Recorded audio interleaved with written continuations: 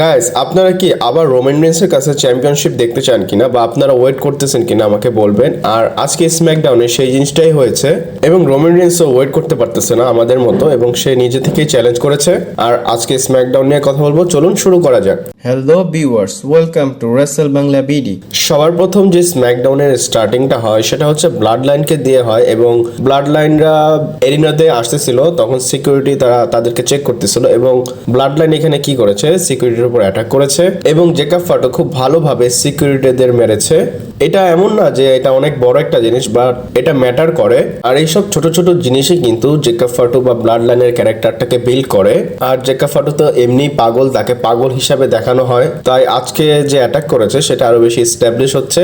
আর যদি মেইন শোয়ের কথা বলি, এরপরেই হয় ইউএস চ্যাম্পিয়নশিপের জন্য, যেটা অ্যান্ড্রাদে ভার্সেস এলি নাইটের মধ্যে ছিল। আর আমি আগেই বলে দিই, এই ম্যাচে আপনারা সবকিছু পাবেন। আর ডাব্লিউডাব্লিউ শো এর প্রথমে যেহেতু তাদের চ্যাম্পিয়নশিপের জন্য ম্যাচটা দিয়েছে, তাহলে আপনারা আন্দাজ করতে পারতেছেন এখানে কি কি হয়েছে। এই ম্যাচে যদি কথা বলি, অ্যান্ড্রাদের একটা মুন সল্ট খুব ভালো একটা মুভ, সেটা সে একবার জাম দেয়, সেটা না হলে ব্যাক আবার একটা জাম দেয়, সেটা খুব কুল লাগে আমার কাছে। আর এলি নাইটের যে টপ থেকে মুভটা মারা, সেটা আজকে একটু বচ হয়ে যায়, সে এটাও ট্রাই করে। আবার এই ম্যাচে এলবো ড্রপও ছিল, সে টপ থেকে মারতেছিল আর এন্ডে গিয়ে সে বিএফটি ফিনিশারটা মারে এবং চ্যাম্পিয়নশিপটা রিটেন করে নেয়। এবং ম্যাচটা শেষ হওয়ার পর একজন আরেকজনকে রেসপেক্ট দিচ্ছিল, অ্যান্ড্রাদেকে কাছে ডেকে এলি নাইট হ্যান্ডশেক করে। আর আপনারা যদি এলি নাইটের ফেসটা দেখেন এই ম্যাচের পরে, তাহলে সে আসলে অনেক বেশি শক খেয়েছে, যে আসলে তার যে কষ্ট হয়েছে সেটা বোঝাই যাচ্ছে। কারণ ইউজুয়ালি আপনারা যদি দেখেন এলি নাইটের থেকে কিন্তু অ্যান্ড্রাদের যে ম্যাচ সেটা খুব ভালো হয়। তো আজকে এলি নাইটের সেই লেভেলে গিয়ে ম্যাচ কম্পিট করতে হয়েছে অ্যান্ড্রাদের সাথে।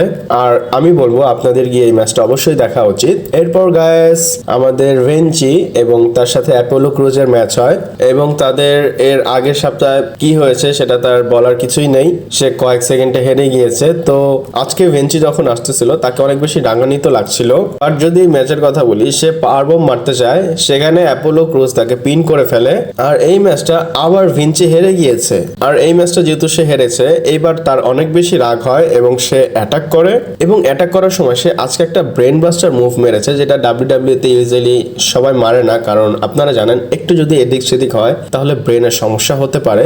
আর ভেঞ্চি তো ম্যাচ হেরে গিয়েছে, বাট তার যে রাগ সেটা সে ঠিকই দেখিয়েছে। আর আমি ভেবেছিলাম ভেঞ্চিকে 1-2 সপ্তাহ টাইম দিতে, বাট ডাব্লিউডাব্লিউ ভেঞ্চির যে হাইপ সেটা আগের মতো নেই এবং সেটা ডাউনের দিকেই যাচ্ছে। আর ডাব্লিউডাব্লিউ যে এক্সপেরিমেন্ট রেসলারদের সাথে করে সেটা আসলে ফ্লপ হচ্ছে। এরপর গাইস একটা প্রোমো হয় রোমান রেন্স এবং কোডি রোডস, বাট আমি একটু এখানে ফরম্যাটটা চেঞ্জ করতেছি, আমি এটা ভিডিও শেষে বলবো। কিন্তু তারপরে যেটা হয় সেটা হচ্ছে কেভিন ওয়েন্সের একটা প্রোমো এবং সে রিং এর মধ্যে আসে। তো কেভিন ওয়েন্স রিং এর মধ্যে আসে, সবাই তার রিয়াকশনটা জানতে চায় যে রোমান রেন্স এবং কোডি রোডস তো একসাথে ট্যাগ টিম পার্টনার হয়ে গিয়েছে। তো কেভিন ওয়েন্স তো তার জান একদম বাজি ধরে রেখেছিল যে আমি কোডি রোডস এর হেল্প করব, কিন্তু সেই কোডি রোডসই আবার রোমান রেন্সের সাথে গিয়ে মিলেছে। আর সে কিছু বলার আগেই তাকে ইন্টারাপ্ট করতে চলে আসে ব্লাড লাইন। এখানে টামাটোঙ্গা, টোঙ্গালয় এবং জেকাব ফাটো ছিল। আর টামাটোঙ্গা যে এটা করে, সেই জিনিসটা আজকে অনেক ফানি লেগেছে। আমি যখন টামাটোঙ্গাকে দেখেছিলাম ফার্স্ট টাইম, তখন আমার কাছে একদম অদ্ভুত লেগেছে, সে কুকুরের মতো কেন করে, বাট সেই জিনিসটা সে এমন একটা লেভেলে নিয়ে গিয়েছে, মানে তার এটা না করলে আসলে হয় না। আর অনেকেই কিন্তু এটা বলে যে আসলে এই ব্লাড লাইনের মধ্যে কি আছে। একদিক দিয়ে জেকাব ফাটো জাস্ট ফেস এক্সপ্রেশনটা দেয়, তারপর আমাদের টাঙ্গালোয়া, তার কথা আর কি বলবো, বচার কিং, এবং আমাদের টামাটোঙ্গা সে তো আরেকটা ক্যারেক্টারের লোক। এবং টামাটোঙ্গা প্রমোতে বলে, এর আগের সপ্তাহে কোডি এবং তোমাদের রোমান রেন্স তোমরা কি করেছো, আমাদের ট্রাইবাল চিফকে এম্বারেস করেছো এবং এটা তোমাদের ছিল বিগ মিস্টেক। এবং এখানে সে বলে big big big big mistake, মানে সে বলতেই থাকে, আপনারা তার প্রমোট আসলে দেখলে বুঝতে পারবেন। এবং সে বলে যাই হয়েছে এবং by the word of tribal chief, তার জন্য আজকে তোমার আসলে অনেক খারাপ অবস্থা হবে। এবং কেভিন ওয়েন্স বলে যে তুমি কি বলতে চাও আমি বুঝতে পেরেছি এবং তোমাকে কেউ শুনতে চায় না, তুমি যদি অ্যাকশনে যাইতে চাও তাহলে তুমি আসো। এবং কেভিন ওয়েন্স মারা শুরু করে দেয় এবং তিনজনের সাথে দেখা পারে না, তাকে সেভ করতে বা তাকে হেল্প করতে চলে আসে ডিআইওয়াই। এবং নিক অডিন্স এসে শো এর মেইন ইভেন্টের জন্য ম্যাচটা অফিসিয়াল করে দেয়, যেখানে DIY Kevin Weil's versus blood লাইনের একটা ম্যাচ হবে। এরপর guys tornado tag team match হয় এবং টর্নেডো ট্যাগ টিম ম্যাচ সবসময় ভালো হয়। আর এখানে নায়া জ্যাক্স, স্টিফেনি স্ট্যাটন ভার্সেস বেইলি এবং নিউমির মধ্যে ছিল। আর তাদের মধ্যে যেই পিন করবে সে নায়া জ্যাক্সকে চ্যাম্পিয়নশিপের জন্য ফেস করবে। আর এদের মধ্যে কেউ যদি পিন হয়ে যায় সে স্ম্যাকডাউন থেকে আসলে চলে যাবে। আর এখানে ডাবল কাউন্টিং অনেকবার হয়েছে, একবার বেইলি টিফিনিকে পিন করে এবং নিউমি টান দিয়ে ডিস্ট্র্যাক্ট করে দেয় এবং তাদের মধ্যে আর্গিউ শুরু হয়ে যায়। আবার এই ম্যাচে টিফিনি ভুলে না জ্যাক্সকে হিট করে ফেলে এবং লাস্টে গিয়ে যখন সামন ড্রপ মারে বেইলিও পিছন থেকে পিন করে, এবার নেওমিও কভার করে আর দুজনই সেম টাইমে একজনকে পিন করে আর কনফিউশন হয়ে যায় যে আসলে কে জিতেছে এবং নিক অরলিন্স এখানে বলে যে এখন বেইলি এবং নেওমি তোমার মধ্যে ম্যাচ হবে, যে জিতবে সেই নাজাক্সকে ফেস করবে। এরপরে শোয়ের মেইন ইভেন্ট হয় যেখানে কেভিন ওয়েন্স ভার্সেস ডিআইওয়াই এর মধ্যে ব্লাড লাইনের সাথে ম্যাচ হওয়ার কথা ছিল, বাট ব্লাড লাইন ব্যাক স্টেজে গিয়ে অ্যাটাক করে এবং এখানে চলে আসে স্ট্রিট প্রফিট আর ম্যাচ হয়ে যায় street profit Kevin Weil's versus blood লাইনের মধ্যে। আর আপনারা একটা আবার ধারণা করতে পারতেছেন এখানে কত ভালো একটা ম্যাচ হবে। হ্যাঁ, ঠিক সেই রকমই হয়েছে। আর এই ম্যাচে কেভিন ওয়েন্সের যে অদ্ভুত মুভ সেগুলো সে করে, তারপর জেকব ফাটুর যে পাগলের মতো মুভ সেগুলো সে করে, কিন্তু এই ম্যাচটা ডিসকোয়ালিফিকেশনে এন্ড হয়ে যায় কারণ যে গ্রেটেস্ট টোঙ্গালোয়া সে স্টিল স্টেপ দিয়ে কেভিন ওয়েন্সকে অ্যাটাক করে। এরপরে জেকব ফাটুর স্প্ল্যাশ মানে মন্টা স্পটের উপর এবং কেভিন ওয়েন্সকে পাওয়ার বম মারার জন্য তৈরি হচ্ছিল সবাই।